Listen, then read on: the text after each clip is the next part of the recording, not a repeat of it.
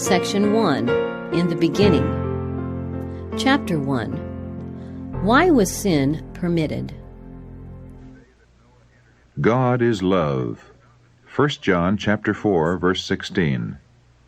His nature, His law is love. It ever has been. It ever will be. The high and lofty one that inhabiteth eternity, whose ways are everlasting, changeth not. With Him is no variableness, neither shadow of turning. Isaiah chapter 57, verse 15. Habakkuk chapter 3, verse 6. James chapter 1, verse 17. Every manifestation of creative power is an expression of infinite love. The sovereignty of God involves fullness of blessing to all created beings. The psalmist says, "Strong is thy hand, and high is thy right hand. Righteousness and judgment are the foundation of thy throne. Mercy and truth go before thy face. Blessed is the people that know the joyful sound. They walk, O Lord, in the light of thy countenance. In thy name do they rejoice all the day, and in thy righteousness are they exalted. For thou art the glory of their strength. For our shield belongeth unto Jehovah, and our King to the Holy One." Psalm 89, verses 13 to 18, in the Revised Version. In this text, and in some other Bible quotations used in this book, the word Jehovah is employed instead of Lord, as rendered in the American supplement to the Revised Version. The history of the great conflict between good and evil, from the time it first began in heaven to the final overthrow of rebellion and the total eradication of sin, is also a demonstration of God's unchanging love. The Sovereign of the universe was not alone in His work of beneficence. He had an associate, a co-worker who could appreciate His purposes and could share His joy in giving happiness to created beings. In the beginning was the Word, and the Word was with God, and the Word was God. The same was in the beginning with God. John chapter 1, verses 1 and 2. Christ, the Word, the only begotten of God, was one with the eternal Father, one in nature, in character, in purpose. The only being that could enter into all the counsels and purposes of God. His name shall be called Wonderful, Counselor, the Mighty God, the Everlasting Father, the Prince of Peace. Isaiah chapter 9, verse 6. His goings forth have been from of old, from everlasting. Micah chapter 5, verse 2. And the Son of God declares concerning Himself, "The Lord possessed me in the beginning of His way, before His works of old. I was set up from everlasting. When He appointed the foundations of the earth, then I was by Him, as one brought up with Him, and I was daily His delight, rejoicing always before Him." Proverbs chapter 8, verses 22 to 30. The Father wrought by His Son in the creation of all heavenly beings. By Him were all things created, whether they be thrones or dominions or principalities or powers. All things were created by Him and for Him. Colossians chapter 1, verse 16. Angels are God's ministers, radiant with the light ever flowing from His presence and speeding on rapid wing to execute His will. But the Son, the anointed of God, the express image of His person, the brightness of His glory, upholding all things by the word of His power, holds supremacy over them all. Hebrews chapter 1, verse 3. A glorious high throne from the beginning was the place of His sanctuary. Jeremiah chapter 17, verse 12. A scepter of righteousness, the scepter of His kingdom. Hebrews chapter 1, verse 8. Honor and majesty are before Him, strength and beauty are in His sanctuary. Psalm 96, verse 6. Mercy and truth go before His face. Psalm 89, verse 14. The law of God, being the foundation of the government of God, The happiness of all intelligent beings depends upon their perfect accord with its great principles of righteousness. God desires from all His creatures the service of love, service that springs from an appreciation of His character. He takes no pleasure in a forced obedience, and to all He grants freedom of will, that they may render Him voluntary service. So long as all created beings acknowledged the allegiance of love, there was perfect harmony throughout the universe of God. It was the joy of the heavenly host to fulfill the purpose of their Creator. They delighted in reflecting His glory and showing forth His praise. And while love to God was supreme, love for one another was confiding and unselfish. There was no note of discord to mar the celestial harmonies. But a change came over this happy state. There was one who perverted the freedom that God had granted to His creatures. Sin originated with him, who, next to Christ, had been most honored of God and was highest in power and glory among the inhabitants of heaven. Lucifer, son of the morning, was first of the covering cherubs, holy and undefiled. He stood in the presence of the great Creator, and the ceaseless beams of glory enshrouding the eternal God rested upon him. Thus saith the Lord God, Thou sealest up the sum, full of wisdom and perfect in beauty. Thou hast been in Eden, the garden of God. Every precious stone was thy covering. Thou art the anointed cherub that covereth, and I have set thee so. Thou wast upon the holy mountain of God. Thou hast walked up and down in the midst of the stones of fire. Thou wast perfect in thy ways from the day that thou wast created, till iniquity was found in thee. Ezekiel chapter 28, verses 12 to 15. Little by little, Lucifer came to indulge the desire for self-exaltation. The Scripture says, Thine heart was lifted up because of thy beauty. Thou hast corrupted thy wisdom by reason of thy brightness. Ezekiel chapter 28, verse 17. Thou hast said in thine heart, I will exalt my throne above the stars of God. I will be like the Most High. Isaiah chapter 14, verses 13 and 14. Though all his glory was from God, this mighty angel came to regard it as pertaining to himself. Not content with his position, though honored above the heavenly hosts, he ventured to covet homage due alone to the Creator. Instead of seeking to make God supreme in the affections and allegiance of all created beings, it was his endeavor to secure their service and loyalty to himself. And coveting the glory with which the infinite Father had invested his Son, this prince of angels aspired to power that was the prerogative of Christ alone. Now the perfect harmony of heaven was broken. Lucifer's disposition to serve himself instead of his Creator aroused a feeling of apprehension when observed by those who considered that the glory of God should be supreme. In heavenly council, the angels pleaded with Lucifer. The Son of God presented before him the greatness, the goodness, and the justice of the Creator, and the sacred unchanging nature of his law. God himself had established the order of heaven, and in departing from it, Lucifer would dishonor his Maker and bring ruin upon himself. But the warning given in infinite love and mercy only aroused a spirit of resistance. Lucifer allowed his jealousy of Christ to prevail, and became the more determined. To dispute the supremacy of the Son of God, thus impeaching the wisdom and love of the Creator, had become the purpose of this prince of angels. To this object he was about to bend the energies of that master mind, which, next to Christ's, was first among the hosts of God. But he who would have the will of all his creatures free left none unguarded to the bewildering sophistry by which rebellion would seek to justify itself. Before the great contest should open, all were to have a clear presentation of his will, whose wisdom and goodness were the spring of all their joy. The King of the universe summoned the heavenly host before him, that in their presence he might set forth the true position of his Son and show the relation he sustained to all created beings. The Son of God shared the Father's throne, and the glory of the eternal self-existent One encircled both. About the throne gathered the holy angels, a vast unnumbered throng, 10,000 times 10,000 and thousands of thousands. Revelation chapter 5, verse 11.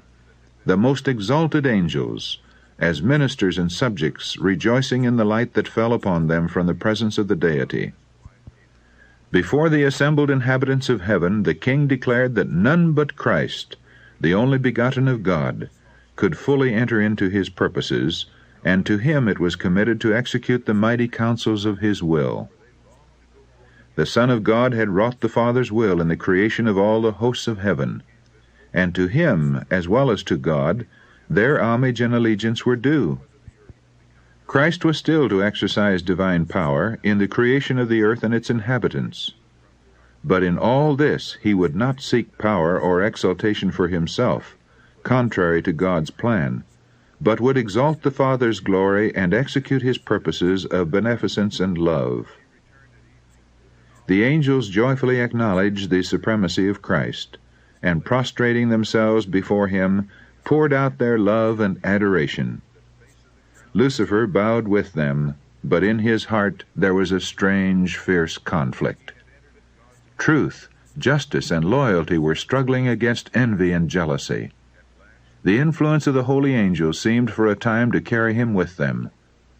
As songs of praise ascended in melodious strains, swelled by thousands of glad voices, the spirit of evil seemed vanquished. Unutterable love thrilled his entire being.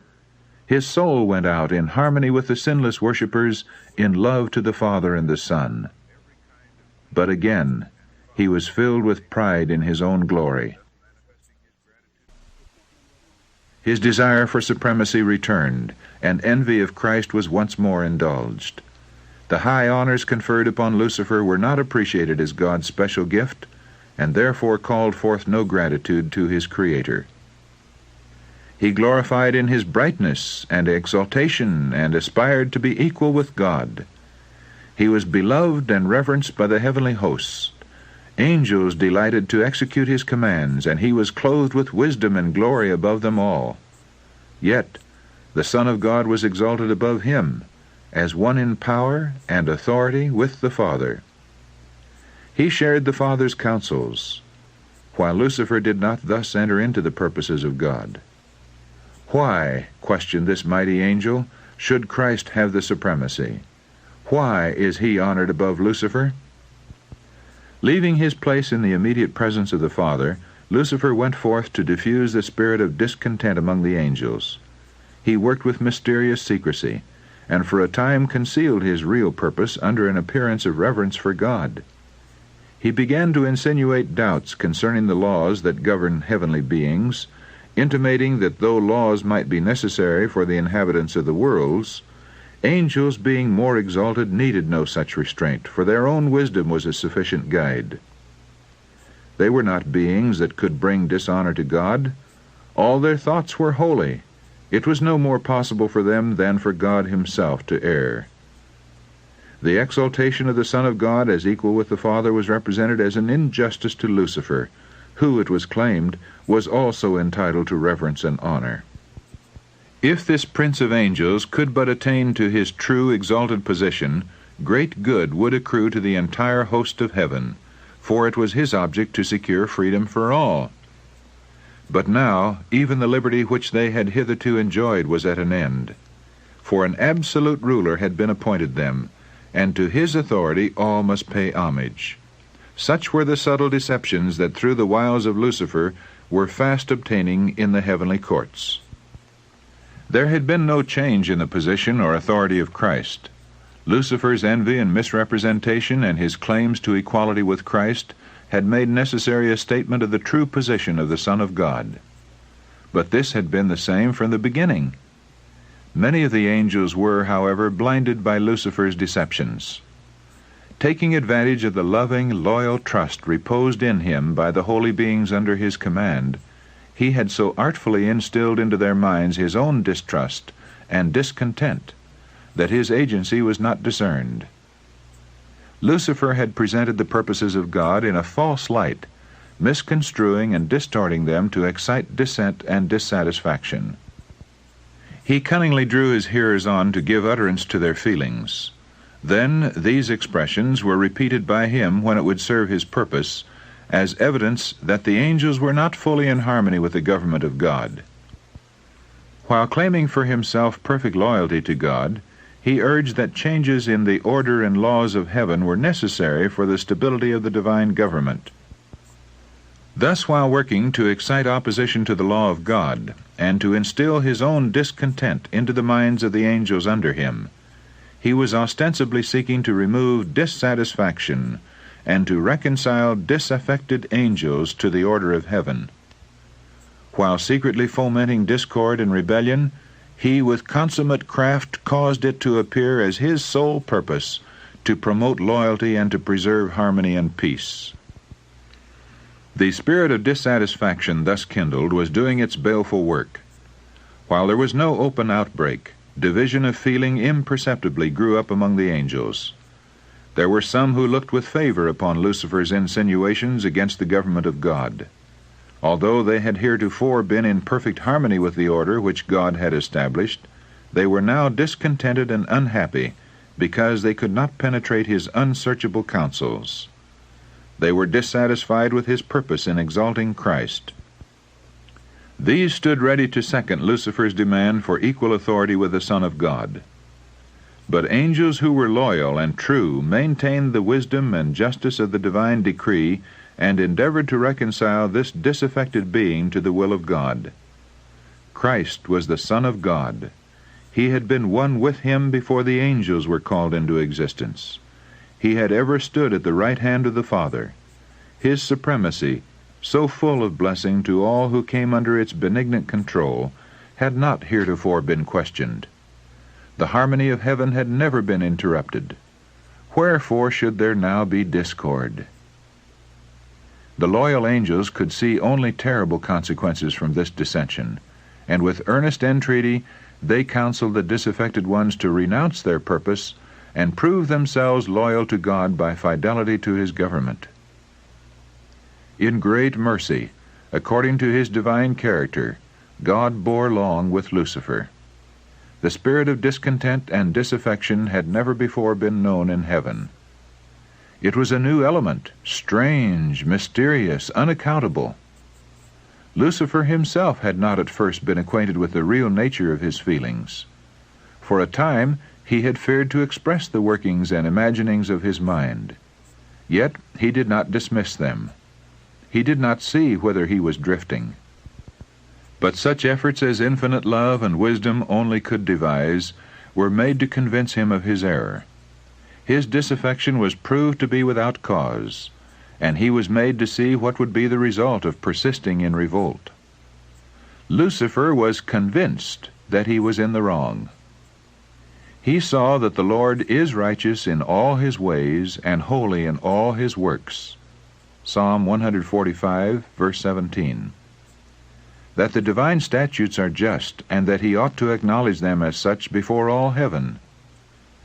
Had he done this, he might have saved himself and many angels. He had not at that time fully cast off his allegiance to God. Though he had left his position as covering cherub, yet if he had been willing to return to God, acknowledging the Creator's wisdom, and satisfied to fill the place appointed him in God's great plan, he would have been reinstated in his office. The time had come for a final decision. He must fully yield to the divine sovereignty or place himself in open rebellion. He nearly reached the decision to return, but pride forbade him. It was too great a sacrifice for one who had been so highly honored to confess that he had been in error, that his imaginings were false, and to yield to the authority which he had been working to prove unjust.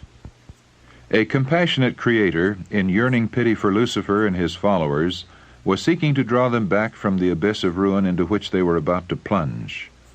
But his mercy was misinterpreted.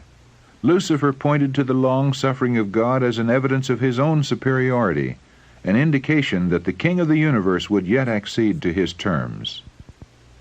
If the angels would stand firmly with him, he declared, they could yet gain all that they desired. He persistently defended his own course and fully committed himself to the great controversy against his Maker. Thus it was that Lucifer, the light-bearer, the sharer of God's glory, the attendant of his throne, by transgression became Satan, the adversary of God and holy beings, and the destroyer of those whom heaven had committed to his guidance and guardianship. Rejecting with disdain the arguments and entreaties of the loyal angels, he denounced them as deluded slaves. The preference shown to Christ he declared an act of injustice both to himself and to all the heavenly host, and announced that he would no longer submit to this invasion of his rights and theirs.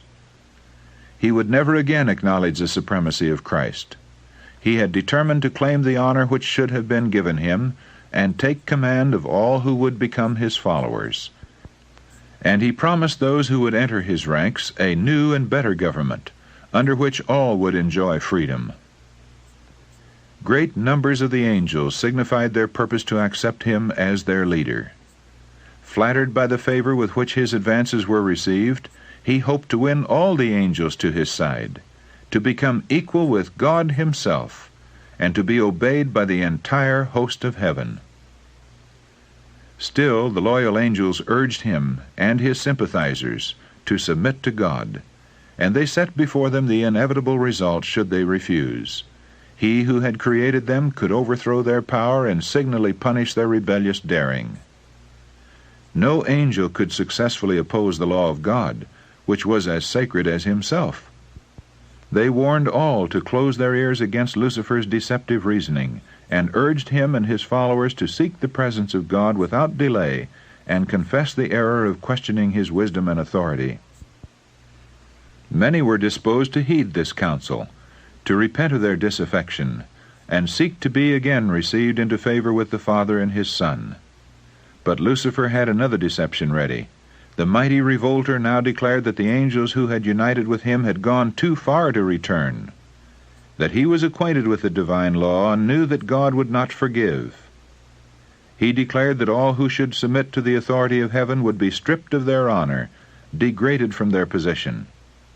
For himself, he was determined never again to acknowledge the authority of Christ. The only course remaining for him and his followers, he said, was to assert their liberty and gain by force the rights which had not been willingly accorded them. So far as Satan himself was concerned, it was true that he had now gone too far to return, but not so with those who had been blinded by his deceptions. To them the counsel and entreaties of the loyal angels opened a door of hope, and had they heeded the warning, they might have broken away from the snare of Satan. But pride, love for their leader, and the desire for unrestricted freedom were permitted to bear sway, and the pleadings of divine love and mercy were finally rejected. God permitted Satan to carry forward his work until the spirit of disaffection ripened into active revolt. It was necessary for his plans to be fully developed, that their true nature and tendency might be seen by all. Lucifer, as the anointed cherub, had been highly exalted. He was greatly loved by the heavenly beings, and his influence over them was strong. God's government included not only the inhabitants of heaven, but of all the worlds that he had created. And Lucifer had concluded that if he could carry the angels of heaven with him in rebellion, he could carry also all the worlds. He had artfully presented his side of the question, employing sophistry and fraud to secure his objects. His power to deceive was very great. By disguising himself in a cloak of falsehood, he had gained an advantage. All his acts were so clothed with mystery that it was difficult to disclose to the angels the true nature of his work. Until fully developed, it could not be made to appear the evil thing it was. His disaffection would not be seen to be rebellion. Even the loyal angels could not fully discern his character or see to what his work was leading. Lucifer had at first so conducted his temptations that he himself stood uncommitted. The angels whom he could not bring fully to his side he accused of indifference to the interests of heavenly beings. The very work which he himself was doing he charged upon the loyal angels. It was his policy to perplex with subtle arguments concerning the purposes of God. Everything that was simple he shrouded in mystery, and by artful perversion cast doubt upon the plainest statements of Jehovah. And his high position, so closely connected with the divine government, gave greater force to his representations. God could employ only such means as were consistent with truth and righteousness.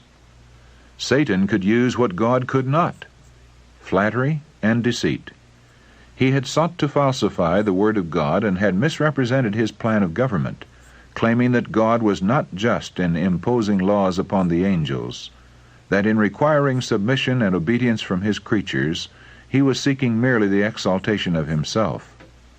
It was therefore necessary to demonstrate before the inhabitants of heaven and of all the worlds that God's government is just, his law perfect. Satan had made it appear that he himself was seeking to promote the good of the universe. The true character of the usurper and his real object must be understood by all.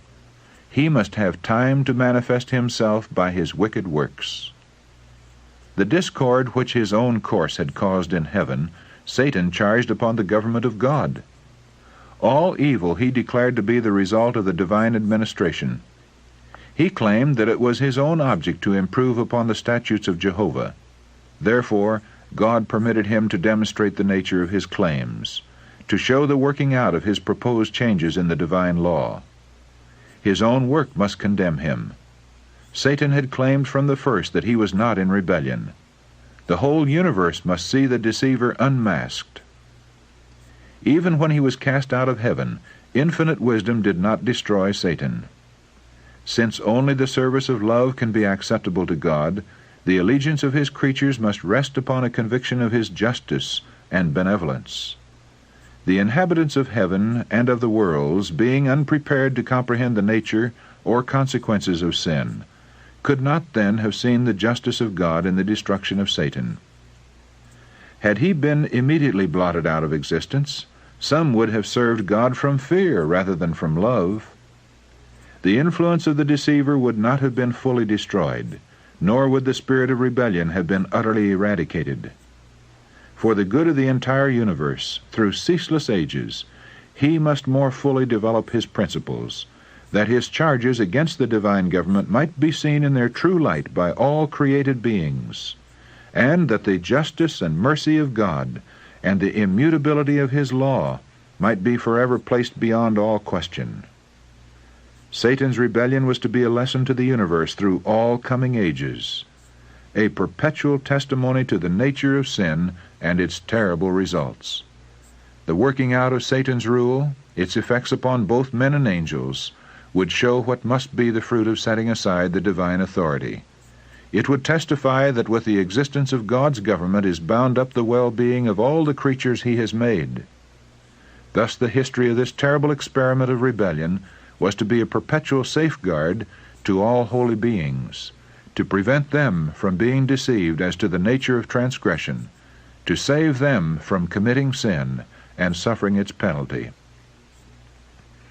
He that ruleth in the heaven is the one who sees the end from the beginning, the one before whom the mysteries of the past and the future are alike outspread, and who, beyond the woe and darkness and ruin that sin has wrought, beholds the accomplishment of his own purposes of love and blessing.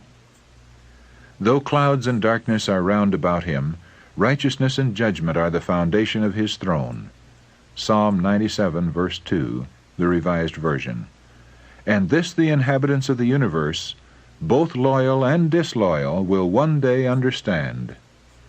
His work is perfect, for all his ways are judgment. A God of truth and without iniquity, just and right is he. Deuteronomy chapter 32, verse 4.